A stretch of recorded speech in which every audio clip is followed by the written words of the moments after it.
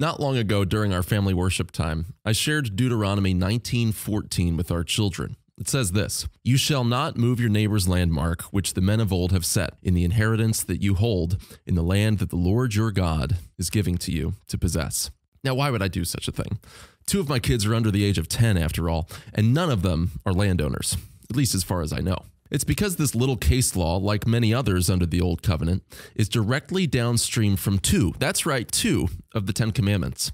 The 5th commandment's requirement to honor father and mother, and the 8th commandment's prohibition on stealing, which includes fudging property lines. Both of these matter for kids. Honoring mom and dad is always on the table, and I'd be lying if I said I never had to adjudicate a property dispute between two of my preschoolers. But what does this have to do with the rest of us? Well, let's go back to the 5th commandment.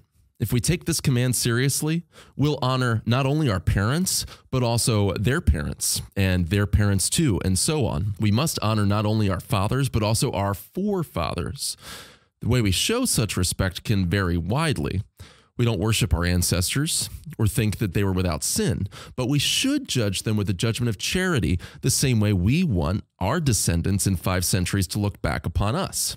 And when it comes to not moving their landmarks, the broader principle at stake is that we should trust that their decisions, right or wrong, were made for reasons. G.K. Chesterton illustrated this point thusly. There exists in such a case a certain institution or law, let us say, for the sake of simplicity, a fence or a gate erected along a road. The more modern type of reformer goes gaily up to it and says, "I don't see the use of this. Let us clear it away." To which the more intelligent type of reformer will do well to answer, "If you don't see the use of it, I certainly won't let you clear it away. Go away and think. Then, when you can come back and tell me that you do see the use of it, I may allow you to destroy it." In other words, don't remove a fence until you know why it was there in the first place.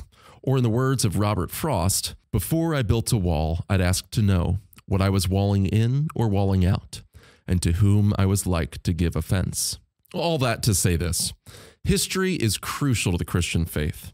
We stand on top of the shoulders of giants, and we're being cheered on by a great cloud of witnesses in heaven. If we need to relearn this truth anywhere as evangelicals today, though, it's in the way that we approach mission.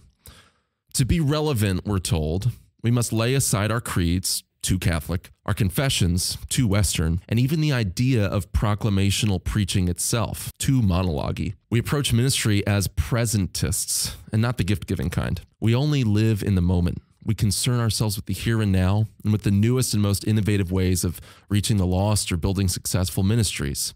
This isn't all bad. God uses those things too. But when our fascination with the novel leads us to have contempt towards the faith of our fathers, in effect, we've moved the landmark, despite our best evangelistic motives. But these inheritances that we have, like Chesterton's fences, exist for a reason, both for what they keep in and what they keep out. They keep in orthodoxy, Christian virtue, and sanity.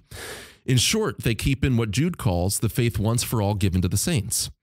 After all, if you love something, you have to guard it. That's why houses have walls. That's why our beloved family dog has a crate, just in case. What our creeds and confessions and the like keep out, however, can be seen in our own backyards. I'm talking about false prophets profiteering off of the vulnerable, promising them a gospel of worldly wealth, or hyper-charismatic practices that turn Christian living into one nonstop binge of ecstatic experiences, or insider movements on the mission field, where Muslims are invited to affirm Jesus but remain Muslim. Since we all know our Lord said, "If any man desires to come after me, he shall have his cake and eat it too."